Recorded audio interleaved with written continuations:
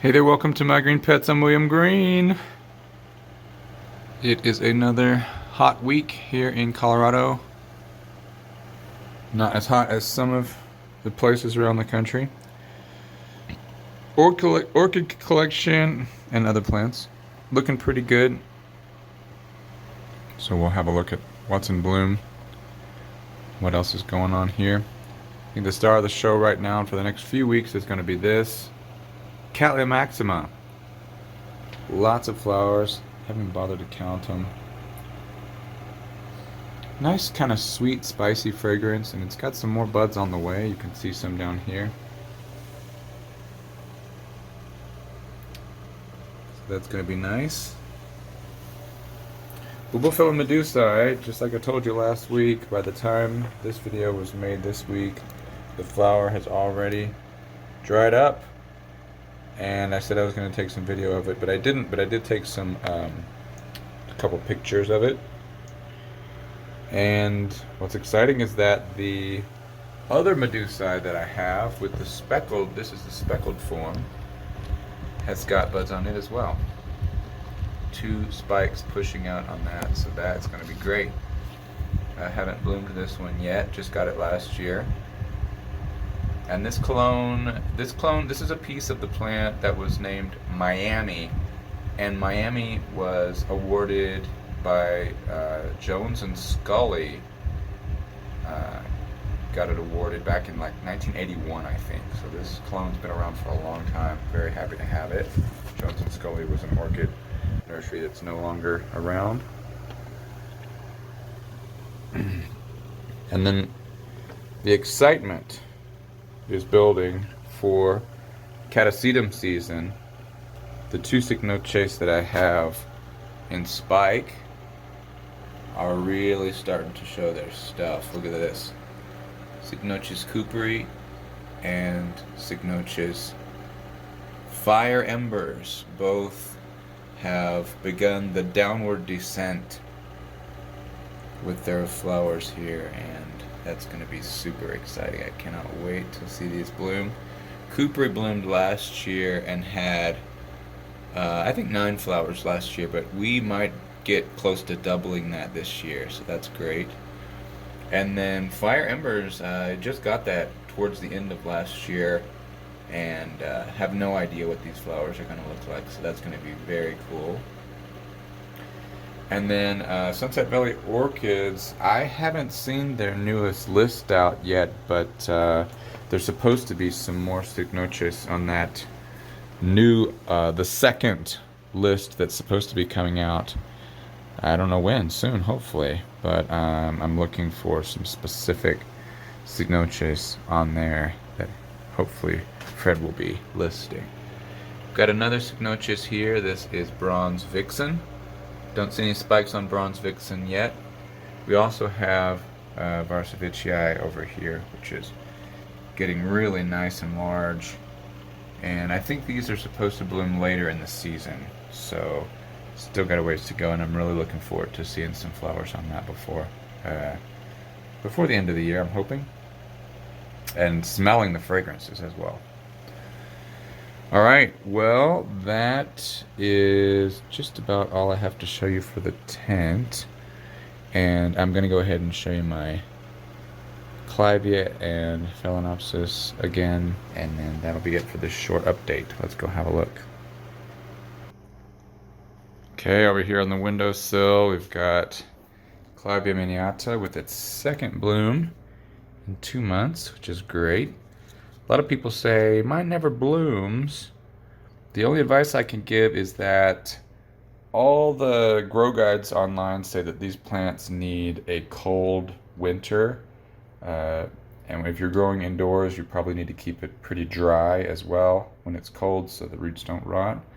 I don't water mine from November through January, except maybe once or twice a month. And it's right up here against the window, and of course it gets very, very cold here in Colorado, so it gives a little bit of a chill. It's definitely a colder season for it. A lot of the grow guides say it needs like something between 5 and 10 degrees Celsius for 2 months, but I don't think that I can get that it doesn't get that cold in here, and it still blooms for me. So I've had it bloom almost every month of the year over the 10 years that I've had this plant, and so it just kind of blooms whenever it wants. The most I've had it bloom is 4 times in 1 year. So I think if it's healthy, if it's happy, it'll just kind of bloom whenever. But it does need some seasons. So it needs a warm summer with regular fertilizer, regular water, good light, but not direct sun. And then in the winter time, it needs much cooler temperatures, like significantly cooler than summer, and then a lot less water as well, to kind of give it that contrast. And mine seems to be doing fine. It's potted in orchid bark, large grade orchid bark. And over the years, I just, anytime it has flowers or things that fall off, or it looks like here's some orchid leaves here that I just kind of crumble them up and throw them in here. And then there was also some succulent mix. When I first potted this up, I sprinkled succulent mix on top too. So the pot has holes in it so that air can reach the roots, because these guys need lots of air at the roots, kind of like orchids. And sometimes you get these yellow tips on the leaves. I'm not 100% why that happens. I think it might be a nutrient issue.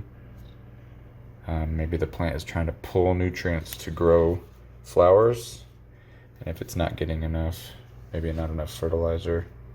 I use Osmocote pellets to fertilize it, and sometimes I'll use fish emulsion as well. I'll just mix it per label instructions. Usually it's like 1 teaspoon per gallon, and pour that through, and then I'll usually give it a good rinse after I pour the fertilizer through. Not always though. All right, and then we've got my grocery store Phalaenopsis here with, we've got 5 blooms open now, and we're gonna have more, lots more, some more down here. That's looking good. The roots I keep kind of covered up. You can see they're growing in here, nice green color. And then I have not talked about this plant in a long time, but my Paphiopedilum, my Michael Kupowitz. I've had this plant for, well, since 2015, and it's almost died on me. But I had tried various ways of growing this thing, and I finally have had some luck. I read Dustin's tutorial on his blog, Here But Not, on path culture. And I paid close attention to specifically the section on watering. And this plant seems to slowly be recovering. I haven't had any rot in the past year or so. Before, it was plagued with rot. Every time it would grow a new growth, it would rot. I just repotted this into a fine grade bark and perlite mix, and yeah, I keep it moist. I water it regularly, and it looks like we've got new growths coming in each fan. And so I kind of didn't really have a whole lot of hope for this plant, but I'm starting to feel like it might actually come back out of it. We might actually get to see it bloom one day. It has spectacular flowers. The color's not great. AOS kind of passed on it for awards, but anyway, it's my first like long-petaled multifloral, and I would love to be able to hold on to it, keep it alive. This is my Paphiopedilum. Again, I just repotted this one as well. This one I think is in a little bit more dire situation, but I don't know. I repotted it last week, and I'm just gonna keep hoping that it's gonna be able to put out some roots and gain some momentum and start growing again. But I have less hope for this one. Not sure if it's actually gonna end up making it or not. But it's been a trooper. I've had this thing since September of 2014, and it's still there. So that's it. Thank you guys for stopping by, checking out my green pets. Hope last week was okay. Hope this week's going to be even better. We'll see you next time. I'm William Green. Bye.